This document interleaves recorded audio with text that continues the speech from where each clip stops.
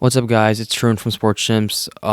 Today I'm just gonna be doing the daily NBA recap. I'm gonna try to shorten this. Last one was really long. I'm gonna really try to shorten this one, just make it nice and concise, something that you can listen to and watch through to every morning, and not really worry, spend too much time on it. Go check out Sports Chimps on any platform that you use to listen to podcasts, and let's get started. So let's start off with the Warriors Clippers game. Warriors won 105-90. In LA. Steph had some problem with the refs, as you guys probably saw on Instagram or wherever you guys your social media for your wherever you consume your social media. But looking at the box score, Curry had his phenomenal game as always. 33 points, 6 steals. That's actually crazy. 6 steals, 6 assists, 5 boards. Again, great game from him. Jordan Poole has been not silently, he had some height in the preseason, but put up 17 points this game and has just shown that he can be a good scorer in the league. And once Clay comes back, he might fit in very, very well off the bench.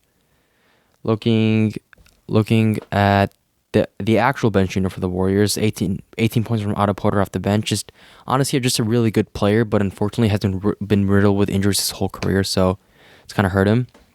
Looking at the Clippers, Paul George had 30 points, just proving his case that he is the main guy.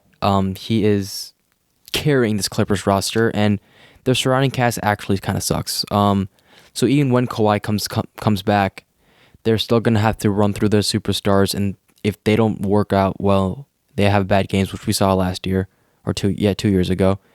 They're gonna be in trouble. So yeah, obviously Clippers lost. The Warriors defense held them to 90 points, which is great. Really good defense from them. And then moving on. Before we do that, let's talk about a couple other headlines for today. So Boogie Cousins signed with the Bucks to just have to be some depth off the bench for them, I'm assuming. Boogie Cousins, I really do believe that deserves a spot in the NBA. It's just the fact that he can't really play defense because he's just so limited physically. He does have the offensive skill set to be in the NBA still, though. I do believe that. But he's just a shell of what he was. But I still think that's a decent player, and I'm happy the Bucks gave him a contract. Looking at the Bucks, they won 118-100 against the Pacers. They kind of pulled away in the second half and won by 20. So looking at the box score for this game, Giannis had 26, 13 rebounds, and 3 assists. Just a great game from him. And then Drew Holiday also had a good game. 23 points, 11 from 21 from the field, 9 assists. Chris Middleton has also struggled. He had an all-right game, but not really the Chris Middleton standard that we're used to. Looking at his season, he's putting up, I believe, he's putting up 17 points per game, but on 40% from the field and 32% from 3, which is below his regular. He's usually putting up 39% from 3 and 46% from the field. So he's not really playing that well this season. And the Bucks have kind of shown that they are 13. I mean, that isn't too bad of a record, but at least beginning the season, they were not even in the playoffs at one point. So should be noted. Looking at the Pacers, I'm really happy that Karis LeVert, he had a decent, good game, and I honestly hope that he continues this throughout his time with the Pacers, because when he got traded from Brooklyn, I was like, dang, this guy's gonna be good.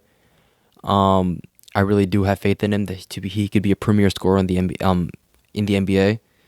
But he had 23 points, 9 for 13 from the field, 4 for 5 from 3.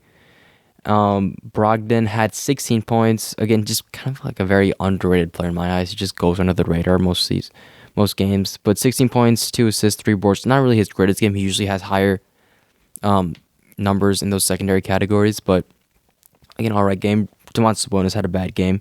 He had 4 points, 1 from 8 from the field. They lost. So what do you expect? You're gonna see some downfalls in those games. And then another topic I want to talk about. I know, kind of like moving around, but I know keeps it exciting, right? John Wall. He wants to play, and it's a little weird, right? I feel like if I'm John Wall and I'm just like, I do believe he initially requested to be benched, and Houston agreed, like, yeah, let's bench you.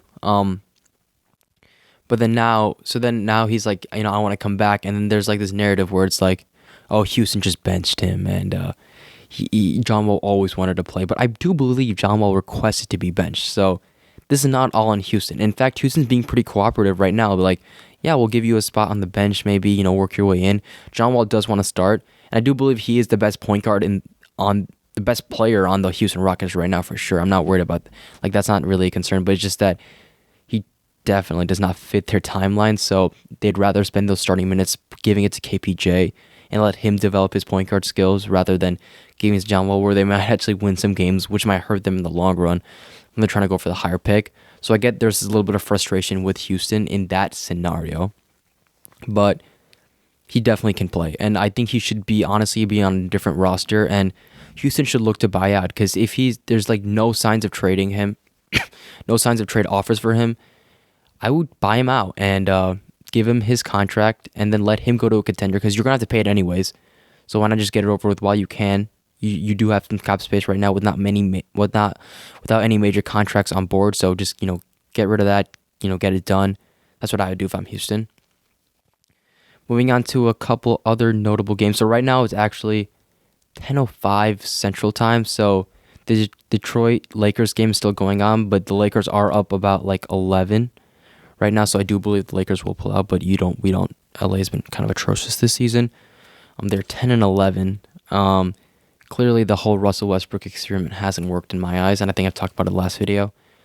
But it's like reminding me of those the Karl Malone Lakers or the Dwight Howard Steve Nash Lakers, where they brought these guys in and it seems like it's gonna be a super team when really in reality it isn't.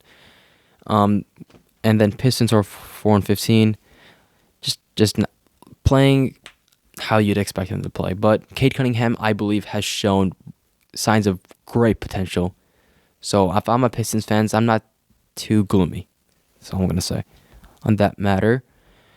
Boston won 109-97 against Toronto. Anything significant in this game? Let's see. Marcus Smart had 21 points, which is probably one of his better games of the season. Jason Tatum had an atrocious game, I'd say. 8 points, 2 for 16 from the field. There's been like reports about Jason Tatum only being concerned about himself and no one else, which, whether you want to accept it or not, I think that's everyone in society, and especially in the NBA. There's not really a player who's like, I don't really care about my success. I 100% don't care about my success. I only care about others and the other people around me, and I could care less about my success. No, everyone cares about their success in the NBA. Jason Tatum's probably just a little bit more vocal about that, which I think is fine in my eyes. Looking at the Raptors, Fred VanVleet had 26 points. Scotty Barnes had 21 points. So, again, you just have a great young core. And I saw this like one video where it's like the Raptors are building the future of the NBA. Masai Ujiri is like building like the future of the NBA with these really tall, defensive-minded wings who can just, who have the assets to do everything on the floor. And it's like, sure, that makes sense. I'd like that to develop, but I don't because many of these guys can't shoot from the three. Scotty Barnes definitely doesn't have a solidified 3-point shot. I mean, today he had a great game, 4 for 9 from the three, but I think the NBA is trending towards more small ball instead of these really versatile wings who are really just bigger and stronger. But I personally like a combination of the two. Example, Patrick Williams and Zach LaVine, if that would develop. But, I wouldn't say Zach LaVine's really small ball. I would just say that's scoring mentality type of guard alongside this really tough wing defender. I think that's a great combination, and I think that's what would be a good future for the NBA. Because you definitely just see more athletic freaks coming out of college. I wouldn't say freaks, athletically gifted players coming out of college. So I think that's a lot more possible. So that's my opinion on the future of the NBA, a really broad topic. And then last game of today would be Sacramento versus Memphis. Memphis won, and they're 10-10 on the season, and Sacramento's 8-13. Sacramento, I would say, they have a decently bright future. I think they need to make some moves. One, they need to trade Marvin Bagley. Two, they need to trade one of their three guards, whether it be Tyrese Halliburton, Davion Mitchell, or De'Aaron Fox. Just depends on who you, because if in my opinion, if you have the most faith in like, if you have faith in all of your guards, like you truly believe Davion Mitchell can be a starting point guard, Tyrese Halliburton can be a starting shooting guard, and we obviously know that De'Aaron Fox can be, but he's had a bit of a slump for this season. I'm trading, honestly, whichever one you get the best value from, and maybe the biggest assets. Because if you can get you make a massive deal for De'Aaron Fox, which includes Ben Simmons, I think you make that deal. Honestly, if you have faith in Davion Mitchell, you think he can be a starting point guard, because then in that case you have. Because now one of those guards have to come off the bench right now. But if you make that trade, now you have, I think Halliburton's the shooting guard, and then Mitchell's the point guard, and then you have Ben Simmons playing either small forward or power forward, but then also running a half court offense with him on the floor.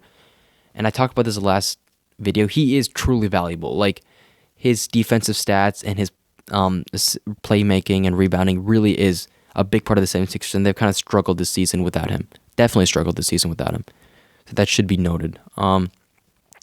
So yeah, that's a very mock trade, but I think that's what the Kings, because they haven't been like terrible. They're 8-13 on the season. They're definitely not making the playoffs, but they have so much potential. And Bagley needs to get the hell out of there. We know that.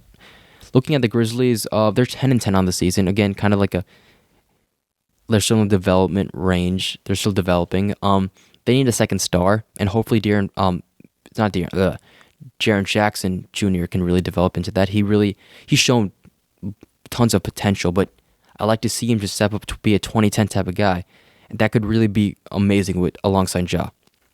And I think that's what they're looking for, and because I think they're in such a prime position to make a big move or something like that, or just have Jaren Jackson Jr. develop. They have again a good surrounding cast, not a great one, a decent one. So they're in a good position to really win some basketball games, but they haven't really fulfilled that potential in my eyes. That's it for today. I know this was a lot shorter. This is 12 minutes as opposed to my 35-minute video from last time, but I think I want to continue this shorter types of videos.